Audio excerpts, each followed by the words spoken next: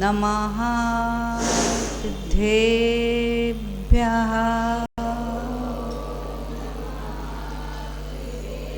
ॐ नमः सिद्धेभ्यः।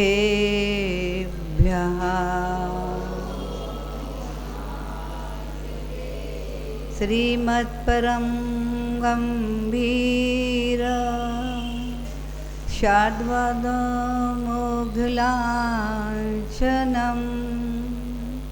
जियात्रैलोक्यनाथस्य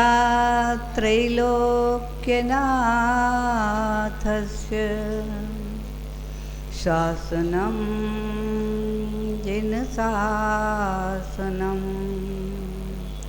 शासनं जिनशासनं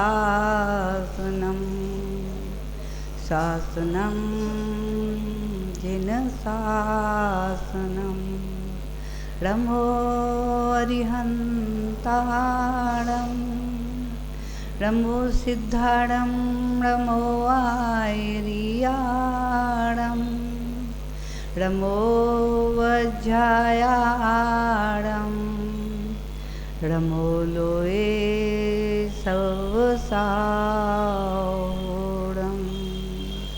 जय बोली अनंतन सिद्ध परमेष्ठी भगवान की, देवाई देव 1008 श्री आदिनाथ भगवान की, 1008 मूलकाज मूला चिंतामणि पार्शनाथ भगवान की, 1008 श्री चंदा प्रभु भगवान की, 1008 श्री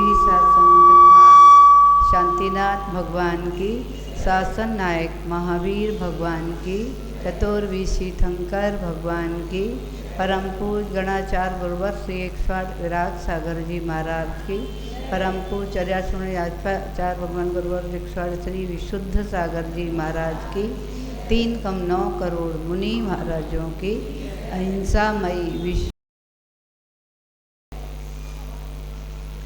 वर्तमान शासन नायक वर्धमान स्वामी के शासन में मूलनायक पार्शनाथ स्वामी के, आदिनाथ वर्धमान स्वामी के शरण निश्रा में हम सभी विराज कर उनकी पावन अमृतमयी वाणी का रसपान कर रहे हैं।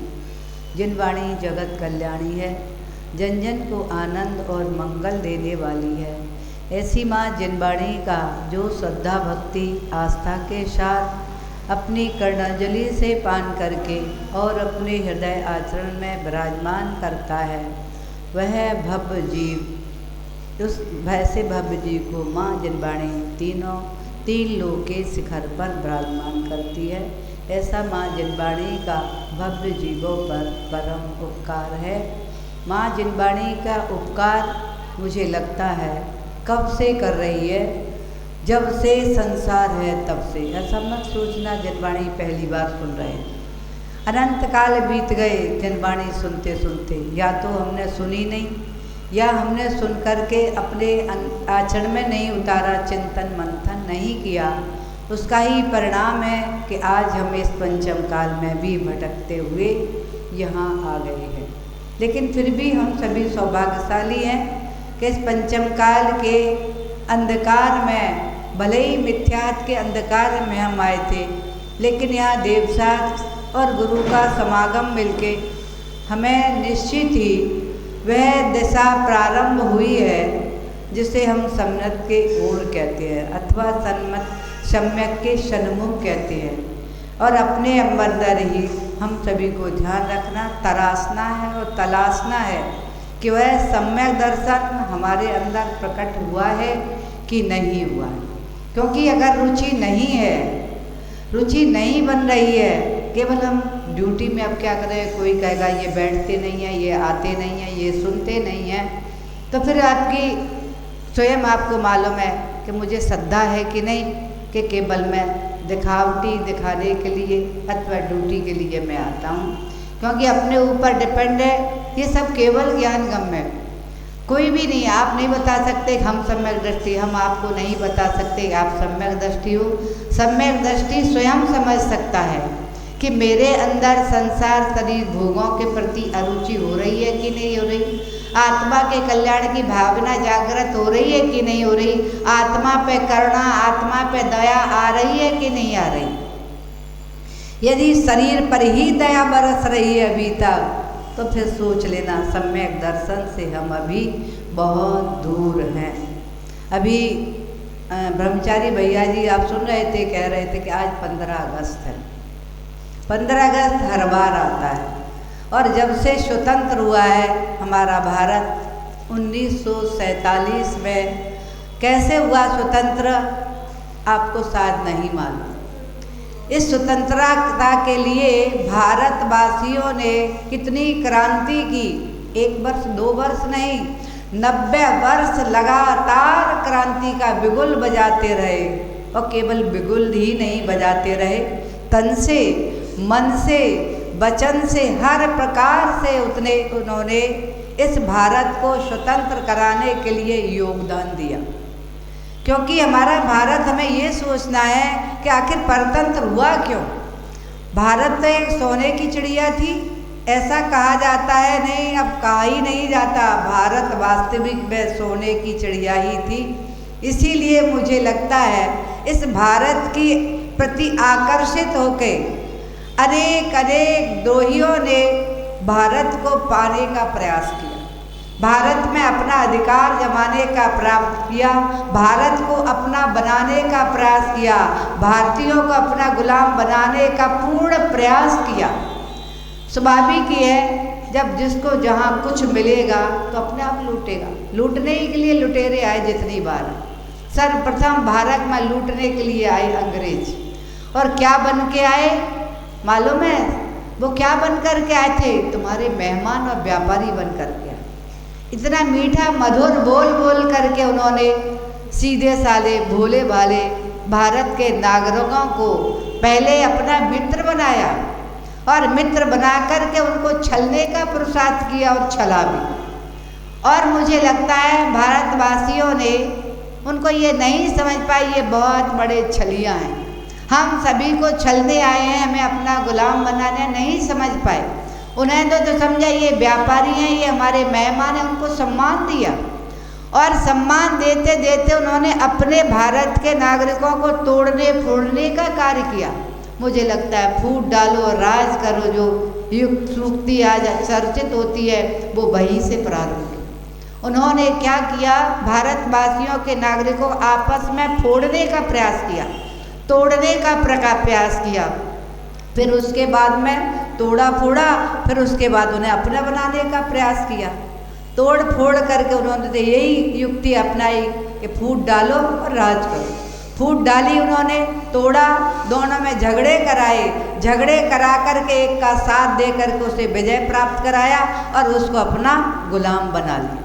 जब विजय प्राप्त कराएगा तो स्वाभाविक ही है, उनको अपना गुलाम बनाया, सामने वाला शत्रु बन गए। इसी प्रकार से धीरे धीरे धीरे धीरे उनका सबसे पहले पदार्पण यदि हुआ था अंग्रेजों का तो इसी कलकत्ते में हुआ था, और कलकत्ते पे पहले उन्होंने अपना साम्राज्य बनाया। इसके बाद धीरे धीरे भारत के नगर नगर गांव गांव में उन्हें अपने व्यापार फैलाने के उद्देश्य से वो बढ़ते गए और कार्रवाई करते रहे, छल कपट वाला, फूट डाल करके लड़ाई करवाते, एक का सहयोग देते और एक को अपना बना करके शत्रु बनाते।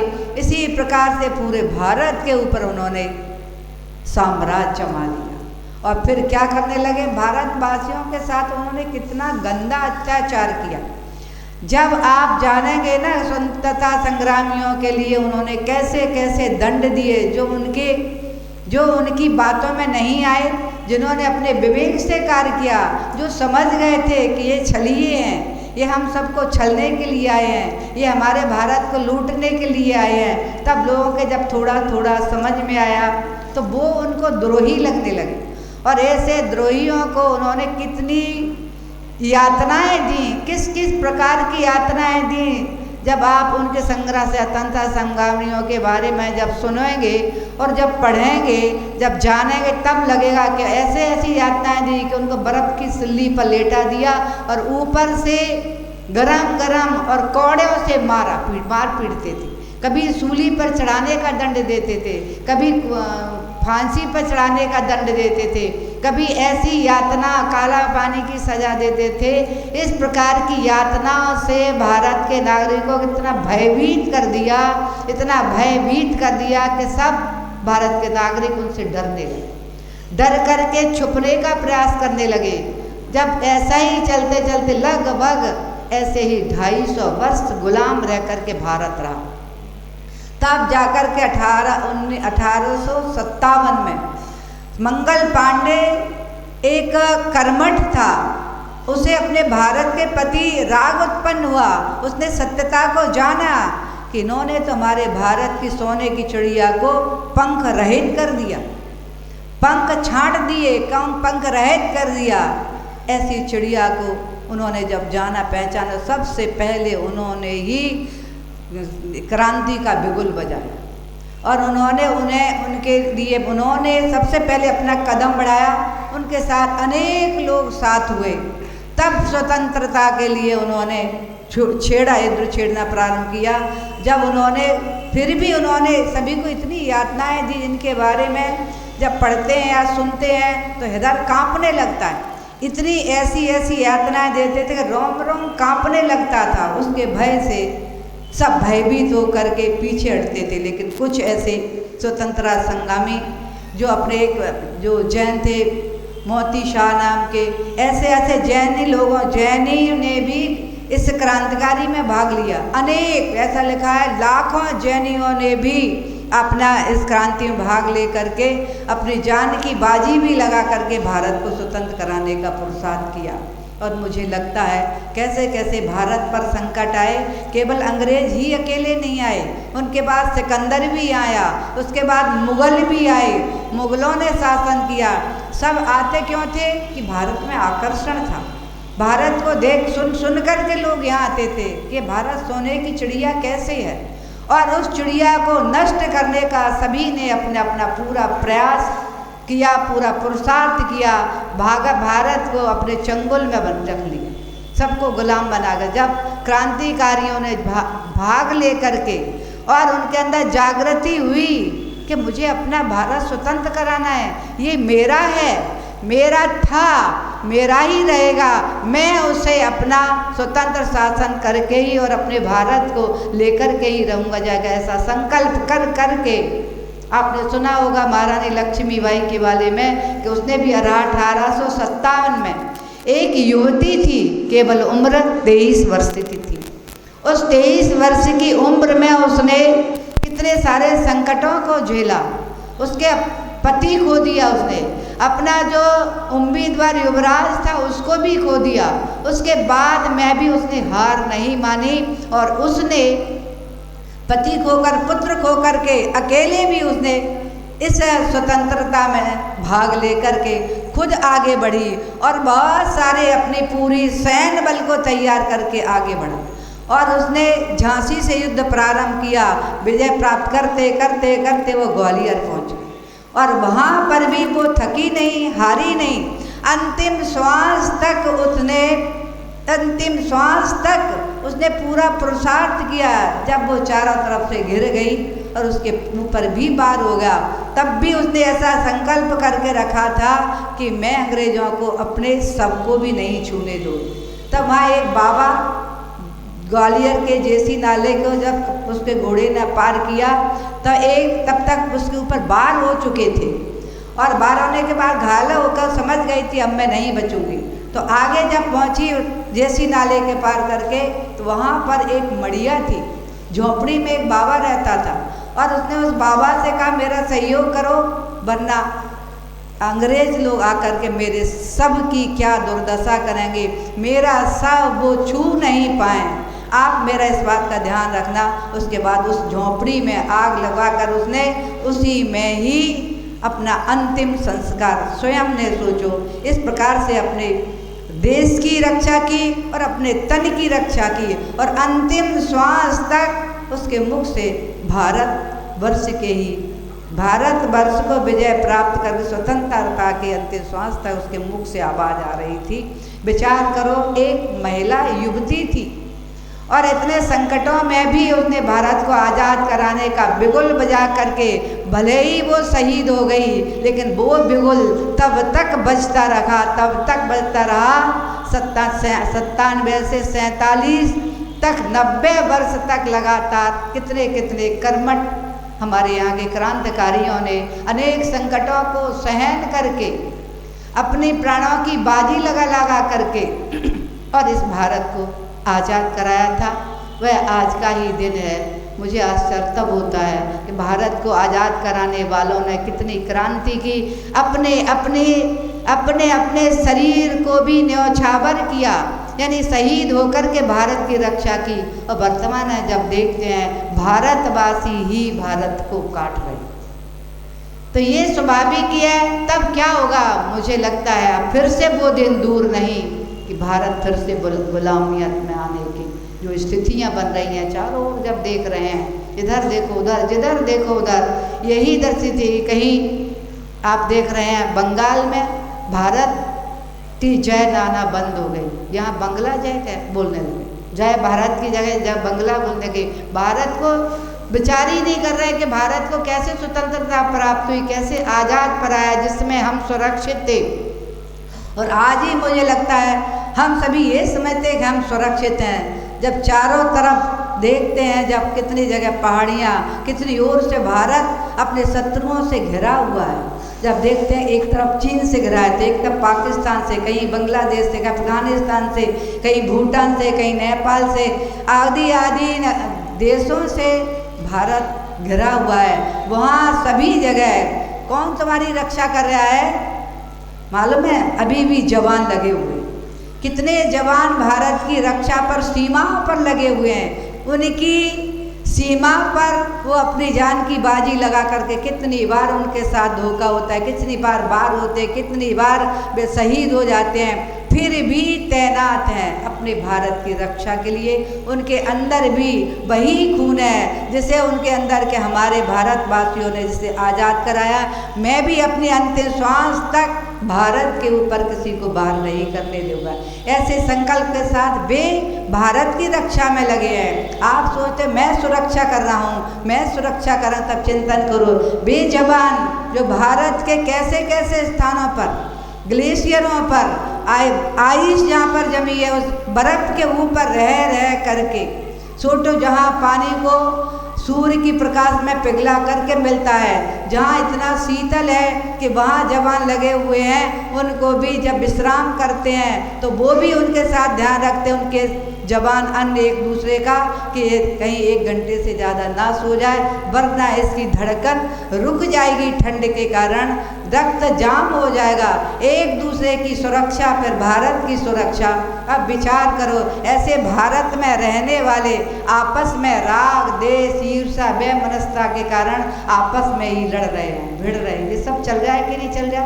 भारत तो एक है, भारत की एकता के साथ में तो उन्हें साथ रहना चाहिए, लेकिन आज भारत के लोग फिर अंदर रह करके पूरे भारत को खोखला करने में लगे। मुझे लगता है ये स्थिति अगर बनी रही तो भारत को गुलामियत होने में, अतः भारत के टुकड़े टुकड़े होने में बहुत समय नहीं लगेगा। स्वतंत्रता को अभी कितना समय हुआ है, कितना समय हुआ है? 47 में स्वतंत्र हुआ, 50 में संविधान लागू हुआ। अब आप गिन लीजिए कब से संचालन शुरू हुआ, कितना समय हुआ है? अभी तो 2024 ही चल रही है। मुझे लगता है कितना कम समय हुआ है भारत को स्वतंत्र हुए, उसमें भी विपत्तियां चारों ओर से, अंदर भी और बाहर। हम कहते हैं परिवार अंदर से अगर मजबूत होता है तो बाहर का कोई बार नहीं कर सकता।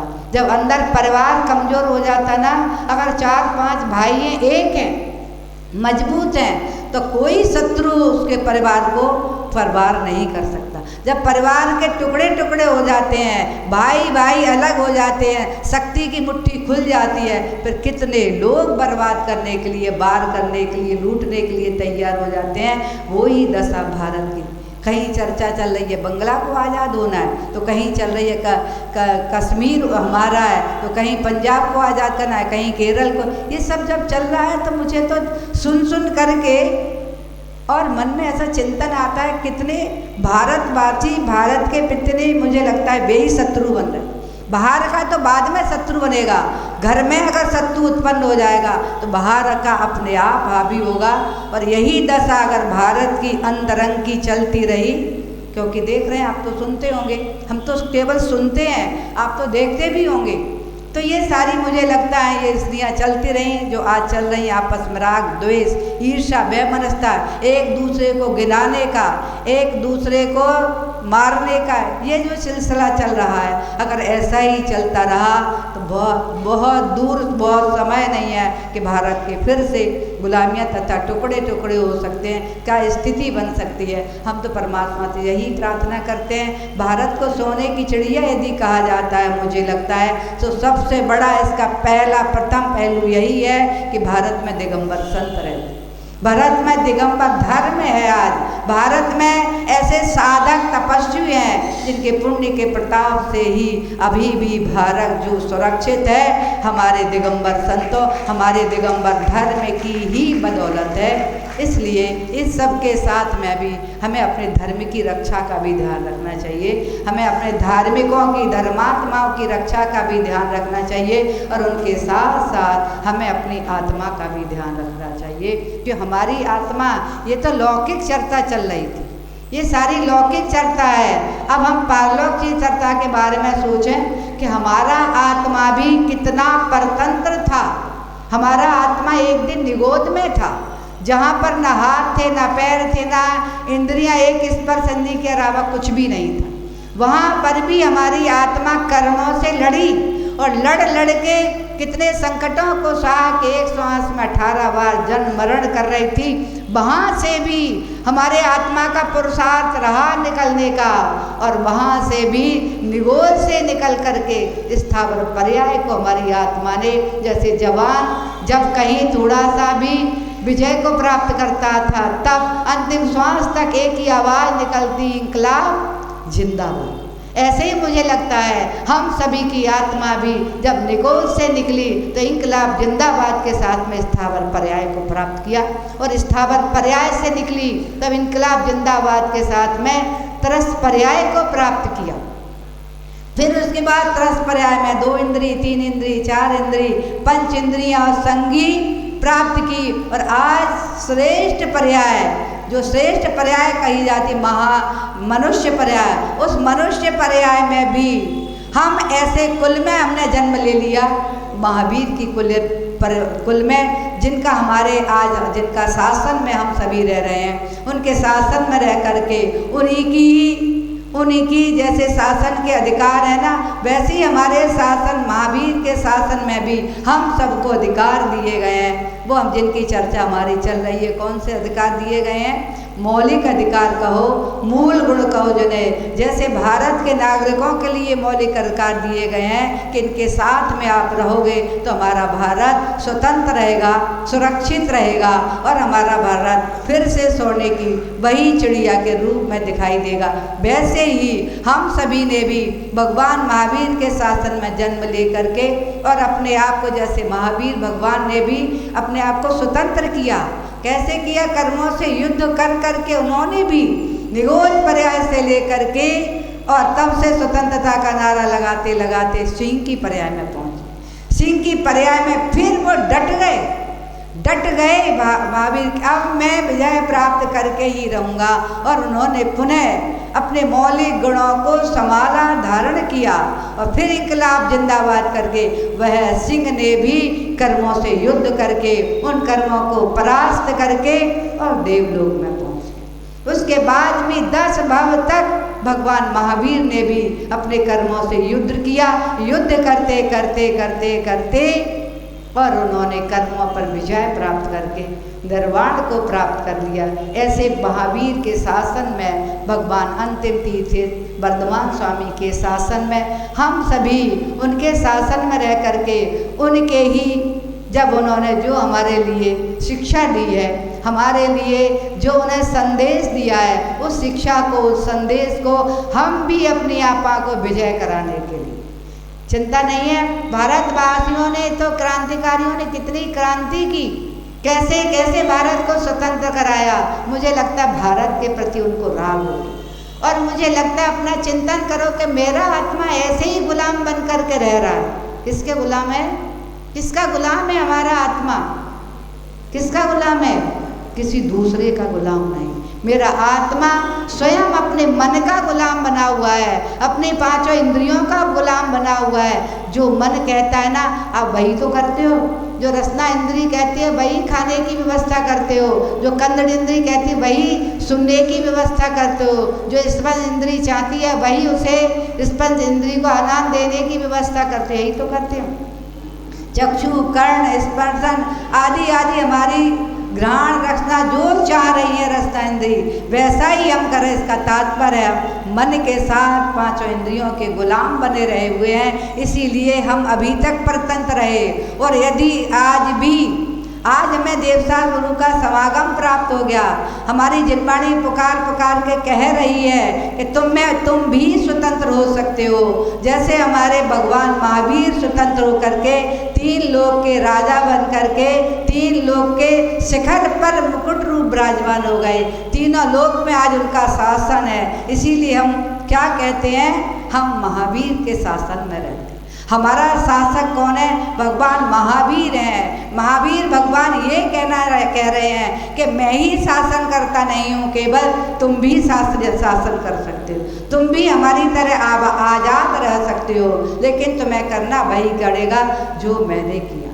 जो आदिनाथ ने किया वही महावीर भगवान ने किया और वे स्वतंत्रता को प्राप्त करके हम सभी को संदेश दे के गए हैं। सबसे पहला संदेश जियो और जीने दो का उन्होंने संदेश दिया है कि हमको जीने का अधिकार मिला है तो हमको दूसरे को भी जीने देने का ही हमारा कर्तव्य है। अधिकार के साथ में हम अपने कर्तव्यों का भी ध्यान रखेंगे तो स्वाभाविक ही है। जो हम अभी अपनी 5 इंद्रियां और एक मन के गुलाम बने हुए हैं, क्या तुम वैसे ही गुलाम बने रहोगे जैसे 250 वर्ष तक भारतवासी गुलाम बने रहे?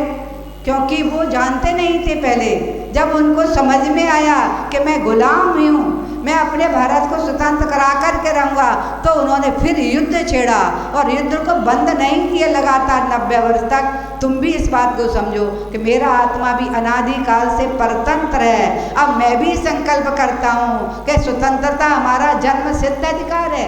लोकमान्य तिलक ने जो नारा दिया स्वतंत्रता हमारा जन्म सिद्ध अधिकार है, हमारे आदिनाथ स्वामी ने कब ये नारा दिया? हमारे वर्धमान स्वामी ने अच्युत तीर्थंकर ने यही नारा दिया कि स्वतंत्रता हमारा जन्म सिद्ध अधिकार है, मैं अपनी स्वतंत्रता को लेकर के ही रहूँगा। जब उन्होंने ऐसा संकल्प किया तब 10 भवों में स्वतंत्रता को प्राप्त किया। हम भी अपन ऐसे ही संकल्प करेंगे कि स्वतंत्रता हमारा जन्म सिद्ध अधिकार है और हम इस स्वतंत्रता को लेकर के ही रहेंगे। कैसे भी हम मन को वचन को काय की एकाग्रता के साथ और अपने कर्मों से युद्ध करके उन कर्मों को परास्त करके हम अपनी स्वतंत्रता को प्राप्त करके, क्योंकि हमारा राज्य कहाँ है? यहाँ नहीं है राज हमारा।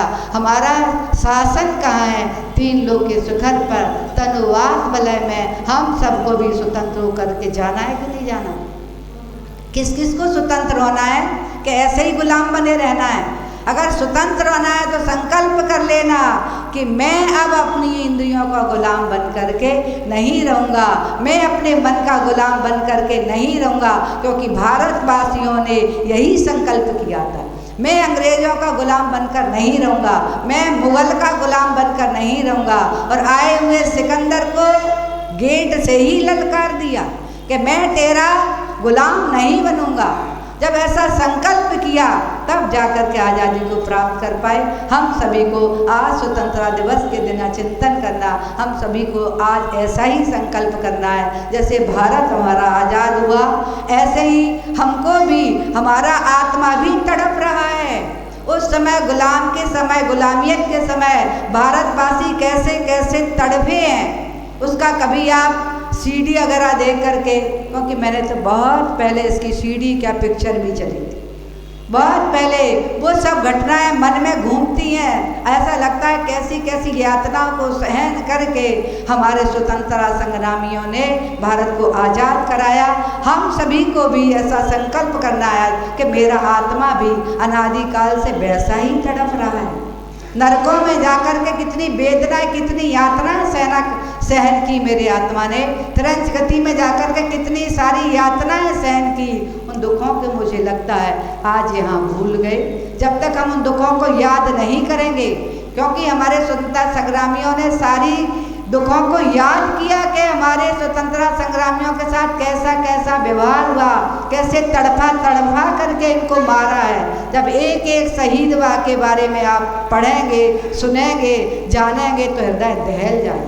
वो अपने बारे में भी चिंतन करो कि नरकों में मेरे आत्मा को कर्मों ने कैसी कैसी यातनाएं दी। भूखा तड़फाया, प्यासा तड़फाया, भोजन नहीं दिया, काट काट के टुकड़े किए। कितने संकटों को सहन करके मेरा आत्मा उस नरक से भी इंकलाब जिंदाबाद करके ही बाहर निकल करके आज मनुष्य पर्याय को प्राप्त किया है। आज भी हमें ऐसा ही बिगुल बजा करके नहीं कहना इंकलाब जिंदाबाद, क्योंकि हमें इस पर्याय से भी स्वतंत्र कराना है। और स्वतंत्र कराएंगे तभी हम आगे बढ़ेंगे, और आगे बढ़ेंगे तो निश्चित ही जब हमारे तीर्थंकरों ने 9-9, 10-10 भव में, जब हर भव में इंकलाब जिंदाबाद का नारा लगाया, फिर आगे बढ़े, कर्मों पर विजय प्राप्त की। अभी मैंने पार्श्वनाथ भगवान के बारे में सुनाया था, ध्यान के भूल गए। हर भव में उन्होंने युद्ध किया और विजय प्राप्त की। गुलाम नहीं बने ना। चाहे सर्प ने उनके ऊपर आक्रमण किया हो, और चाहे किसी शिकारी ने किया हो, चाहे किसी शेर ने, ऐसे कर्मों ने आकर के बार बार आक्रमण किए, लेकिन पार्श्वनाथ स्वामी ने जैसे धैर्य के साथ में, गंभीरता के साथ में सहन करते हुए भी विजय प्राप्त किस पर? कर्मों पर की, और आगे बढ़ते गए। हम सभी को वे शिक्षा दे के रहे हैं, गुलाम बन के मत बने रहना, वरना फिर से उसी निगोद में जाना पड़ेगा, उसी नरक में जाना पड़ेगा। आज तो हमारे पास देव शास्त्र गुरु का समागम है। आज हमारे पास जिनवाणी माँ पुकार के बता रही है, आचार्य भगवान लिपिबद्ध करके रख गए हैं। उनको भी हमारी आत्मा पर करुणा थी कि आने वाले श्रावक जब जिनवाणी नहीं होगी तब वो कैसे अपनी आत्मा को स्वतंत्र करा पाएंगे। ये करुणा हमारे गुरुओं ने हमारे ऊपर बरसाई, और उस जिनवाणी का आत्मसात करके हम भी युक्ति से अपनी आत्मा को स्वतंत्र कराने के, पुरुषार्थ करने के मार्ग पर आगे बढ़ें। क्योंकि आज का दिन 15 अगस्त का जो हमारा देश को स्वतंत्र कराया था, वो हमें बार बार संदेश दे रहा है, तुम लौकिक स्वतंत्रता में ही जीते रहोगा, अपनी आत्मा की ओर तो देखो, ये कब से तड़प रहा है। अनंत काल बीत गए आत्मा को तड़पते तड़पते, ऐसी यातना को सहते सहते जो हमारे जवानों ने और हमारे क्रांतिकारियों ने सहन किया। क्या चिंतन करो, हमको भी आज वही स्वतंत्रता का बिगुल बजा करके अपनी आत्मा को गुलाम नहीं बनाना, आत्मा के गुलाम बनाना है। किसको?